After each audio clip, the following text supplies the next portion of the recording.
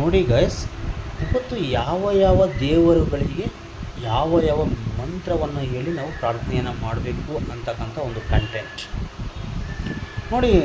ಇವತ್ತು ಗಾಯ್ಸ್, ಇಡೀ ನಮ್ಮ ಪ್ರಪಂಚದಲ್ಲಿ ವಿಶ್ವದ ಮೊಟ್ಟ ಮೊದಲಿಗೆ ನಾವು ಪೂಜೆಯನ್ನು ಮಾಡದೆ ವಿಘ್ನ ನಿವಾರಕ ಗಣೇಶನೇ. ನೋಡಿ, ಆ ಗಣೇಶನ ಬಗ್ಗೆ ನಾನು ಹೇಳ್ತಕ್ಕಂಥ ಒಂದು ವಿಚಾರ ನೋಡಿ. ಫಸ್ಟು ನಾವು ಯಾವುದೇ ದೇವರುಗಳು 108 ದೇವರಿರಲಿ, ಫಸ್ಟು ನಾವು ಪೂಜೆಯನ್ನು ಸಲ್ಲಿಸೋದು ಗಣೇಶನಿಗೆ. ನೋಡಿ, ಆ ಗಣೇಶನಿಗೆ ಪೂಜೆಯನ್ನು ಸಲ್ಲಿಸ್ಬೇಕಾದ್ರೆ ನೋಡಿ ಒಂದು ತಿಳ್ಕೊಂಡಿರ್ಬೇಕು, ಗಣೇಶನಿಗೆ ಇಷ್ಟವಾಗಿರ್ತಕ್ಕಂಥದ್ದು ಹೂವು ಯಾವುದಪ್ಪ ಅಂದರೆ ನಿಮಗೆ ಗೊತ್ತಿದೆ, ಎಕ್ಕೆ ಹೂವು. ನೋಡಿ, ಎಕ್ಕೆ ಹೂವು ಭಾಳ ಅತ್ಯಂತ ಪ್ರಿಯಕರ ಆಗಿರ್ತಕ್ಕಂಥ ಗಣೇಶನಿಗೆ ಶ್ರೇಷ್ಠಕರವಾಗಿರ್ತಕ್ಕಂಥ ಒಂದು ಹೂವು.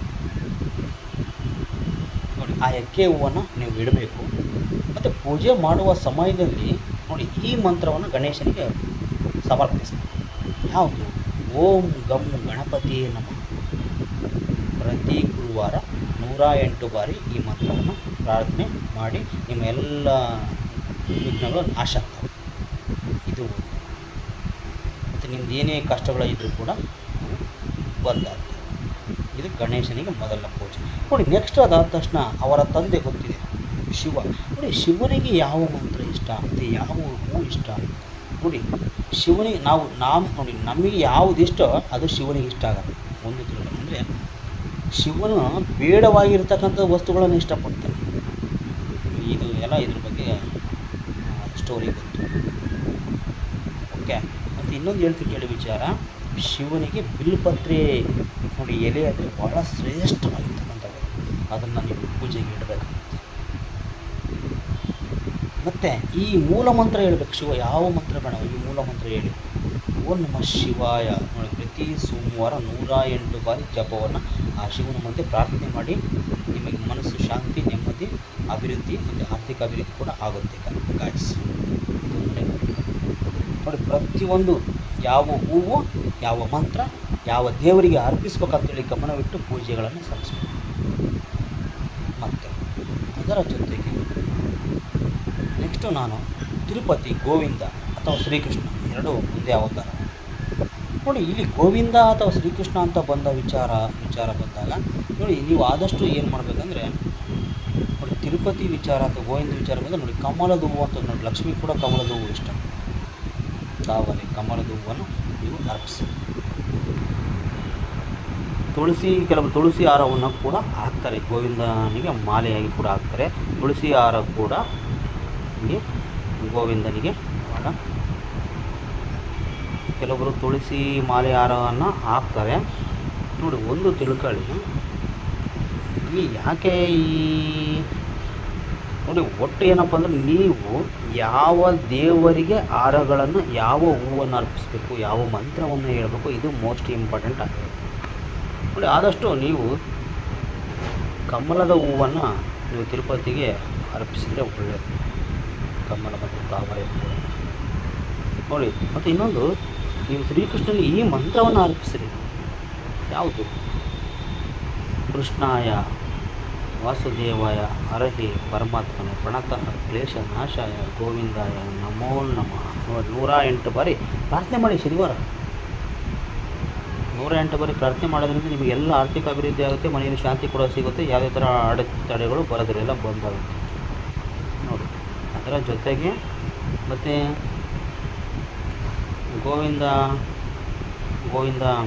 ದೇವರ ಪತ್ನಿಯಾಗಿರ್ತಕ್ಕಂಥ ಲಕ್ಷ್ಮಿ ಕೂಡ ನೀವು ಓಂ ಲಕ್ಷ್ಮಿಯೇ ನಮಃ 108 ಬಾರಿ ಪ್ರಾರ್ಥನೆ ಮಾಡಿ, ಒಳ್ಳೆಯದಾಗುತ್ತೆ ನೋಡಿ. ಈ ಥರ ನೋಡಿ, ಲಕ್ಷ್ಮಿಗೆ ತಾವರೆ ಅಥವಾ ಕಮಲದ ಹೂವನ್ನು ಕೂಡ ಅರ್ಪಿಸಲಿ, ಒಳ್ಳೆಯದಾಗುತ್ತೆ. ಶನಿವಾರ ಪೂಜೆ ಮಾಡಿ. ಮತ್ತು ಇಲ್ಲಿ ಇನ್ನೊಂದು ಹೇಳ್ತೀನಿ ವೀಕ್ಷಕರೇ, ಮತ್ತು ಇಲ್ಲಿ ಇನ್ನೊಂದು ಏನು ಹೇಳ್ತಕ್ಕಂಥ ವಿಚಾರ ಅಂದರೆ ನೋಡಿ, ಪ್ರತಿ ಶನಿವಾರ ಬಂದರೆ ನಿಮ್ಮ ಒಂದು ವಾಟ್ಸಪ್ಪಲ್ಲಿ, ಫೇಸ್ಬುಕ್ಕಲ್ಲಿ, ಇನ್ಸ್ಟಾಗ್ರಾಮಲ್ಲಿ ಮತ್ತು ಯೂಟ್ಯೂಬ್ ಕಮ್ಯುನಿಟಿ ಪೋಸ್ಟಲ್ಲಿ ನೀವು ಆಂಜನೇಯನ ಫೋಟೋವನ್ನು ಕೂಡ ಪ್ರತಿಯೊಬ್ಬರು ಹಾಕ್ತಾರೆ ನೋಡಿ. ಅಂದರೆ ಆಂಜನೇಯನ ಫೋಟೋವನ್ನು ಹಾಕಿ, ಅದರಲ್ಲೂ ವಿಶೇಷವಾಗಿ ಹೇಳ್ತೀನಿ ಕೇಳಿ. ನೋಡಿ, ಆಂಜನೇಯ ನೋಡಿ ಬೆಟ್ಟವನ್ನು ಹೊತ್ಕೊಂಡು ಬರ್ತಕ್ಕಂಥ ದೃಶ್ಯ ಐತಲ್ಲ ನೋಡಿ, ಆ ದೃಶ್ಯದ ಫೋಟೋ ನಿಮ್ಮ ಮನೆಯಲ್ಲಿದ್ದರೆ ಇನ್ನೂ ತುಂಬ ಒಳ್ಳೆಯದು, ತುಂಬ ತುಂಬ ಒಳ್ಳೆಯದಾಗುತ್ತೆ. ಮನೆಯಲ್ಲಿ ನಿಮಗೆ ಆ ಫೋಟೋ ಇದ್ದರೂ ಕೂಡ ಯಾವುದೇ ಥರ ನಿಮಗೆ ದೋಷಗಳು ಬರಲ್ಲ. ಏನೋ ಅಡೆತಡೆಗಳಿದ್ರೂ ಕೂಡ ಆ ಫೋಟೋ ಮನೆಯಲ್ಲಿ ಇದ್ದರೆ ಸಾಕು, ಎಲ್ಲ ಅಂದರೆ ಕಷ್ಟಗಳೆಲ್ಲ ನಿರ್ಮೂಲನೆ ಆಗ್ತವೆ, ಯಾವುದು ಕೂಡ ನಿಮಗೆ ತಗಲಲ್ಲ ನೋಡಿ ಆ ಒಂದು ವಿಚಾರ. ಮತ್ತು ನೋಡಿ ಆಂಜನೇಯನ ದೇವರಿಗೆ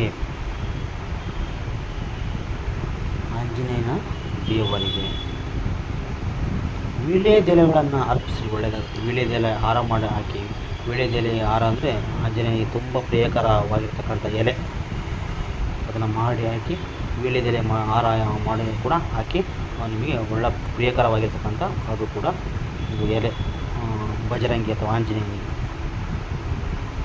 ಅದರ ಜೊತೆಗೆ ಯಾವ ಮಂತ್ರವನ್ನು ಹೇಳ್ಬೇಕು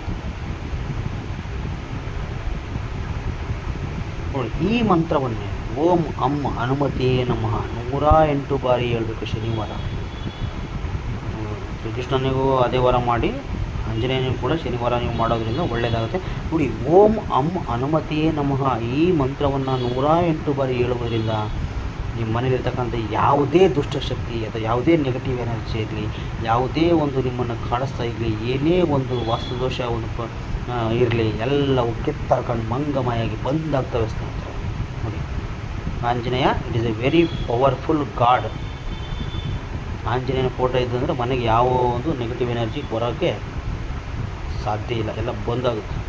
ಅದಕ್ಕೆ ಶನಿವಾರ ಆಂಜನೇಯನ ಫೋಟೋದ ಮುಂದೆ ಅಥವಾ ಆಂಜನೇಯ ಒಂದು ವಿಗ್ರಹದ ಮುಂದೆ ಓಂ ಹಂ ಹನುಮತಿಯೇ ನಮಃ 108 ಬಾರಿ ಮಾಡಿ ನೋಡಿ, ನಿಮ್ಮ ಮನೆಯಲ್ಲಿ ಎಲ್ಲವೂ ಒಳ್ಳೆಯದೇ ಆಗುತ್ತೆ. ಶಾಂತಿ, ನೆಮ್ಮದಿ, ಆರ್ಥಿಕ ಅಭಿವೃದ್ಧಿ, ಮತ್ತು ನಿಮ್ಮ ಮನೆಯಲ್ಲಿ ಯಾವುದೇ ಥರ ಒಂದು ನೆಗೆಟಿವ್ ಎನರ್ಜಿ ಇರೋದಿಲ್ಲ, ಎಲ್ಲ ಕೆತ್ತರ್ಕೊಂಡು ಹೋಗುತ್ತೆ, ಎಲ್ಲ ಬಂದಾಗುತ್ತೆ ನೋಡಿ. ಈ ಕಾರ್ಯವನ್ನು ಮಾಡಿ ನಾನು ಹೇಳಿದ್ದೀನಿ ಆತ್ಮೀಯ ವೀಕ್ಷಕರೇ, ಯಾವ ದೇವರುಗಳಿಗೆ ಯಾವ ಹೂವನ್ನು ಅರ್ಪಿಸಬೇಕು, ಯಾವ ಮಂತ್ರವನ್ನು ಯಾವ ದೇವರಿಗೆ ಅರ್ಪಿಸೋದ್ರಿಂದ ಒಳ್ಳೆಯದಾಗುತ್ತೆ ಅಂತೇಳಿ ಎಲ್ಲ ಅನುಕೂಲಗಳನ್ನು ಹೇಳಿದ್ದೀನಿ. ದಯವಿಟ್ಟು ಈ ವಿಡಿಯೋವನ್ನು ಎಲ್ಲರಿಗೂ ಶೇರ್ ಮಾಡಿ.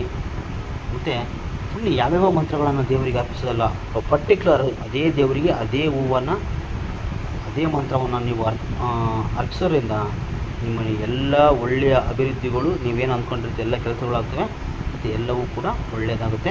ಈ ಒಂದು ಕಾರ್ಯವನ್ನು ನೀವು ಮಾಡಿ ಪೂಜೆ ಮಾಡುವ ಸಮಯದಲ್ಲಿ ಯಾವ ದೇವರಿಗೆ ಯಾವ ಹೂವು ಅರ್ಪಿಸಬೇಕು, ಯಾವ ಮಂತ್ರವನ್ನು ಹೇಳಬೇಕು, ಇವತ್ತೊಂದು ನೆನಪಿಟ್ಕೊಳ್ಳಿ. ನಿಮಗೆ ಮುಂದೆ ಬರ್ತಕ್ಕಂಥ ಎಲ್ಲ ಒಂದು ಆಗು ಹೋಗುಗಳು, ನಿಮ್ಮ ಜೀವನದಲ್ಲಿ ಶಾಂತಿ, ನೆಮ್ಮದಿ ಎಲ್ಲವೂ ಕೂಡ ನಿಮಗೆ ಸಿಗುತ್ತೆ. ಈ ಒಂದು ವಿಚಾರವನ್ನು ನಾನು ಹೇಳೋಕ್ಕೆ ಬಯಸ್ತಾಯಿದ್ದೀನಿ. ಓಕೆ, ಈ ವಿಡಿಯೋವನ್ನು ಎಲ್ಲರಿಗೂ ಶೇರ್ ಮಾಡಿ, ಹಾಗೂ ನಿಮ್ಮ ಮುಂದಿನ ಒಂದು ಕಂಟೆಂಟಿಗೆ ಇದೇ ವಿಚಾರವನ್ನು ನಾನು ಹೇಳ್ತಾ ಇರ್ತೀನಿ. ಇದೇ ಥರ ಒಂದು ವೀಡಿಯೋಸ್ ಕೂಡ ಬರ್ತಾ ಇರ್ತವೆ. ಹಾಗೂ ನನ್ನ ಯೂಟ್ಯೂಬ್ ಚಾನಲ್ ಅಕೌಂಟನ್ನು ಕೂಡ ಫಾಲೋ ಮಾಡಿ ಗಾಯ್ಸ್. ಓಕೆ, ನಮಸ್ಕಾರ ಸ್ನೇಹಿತರೆ.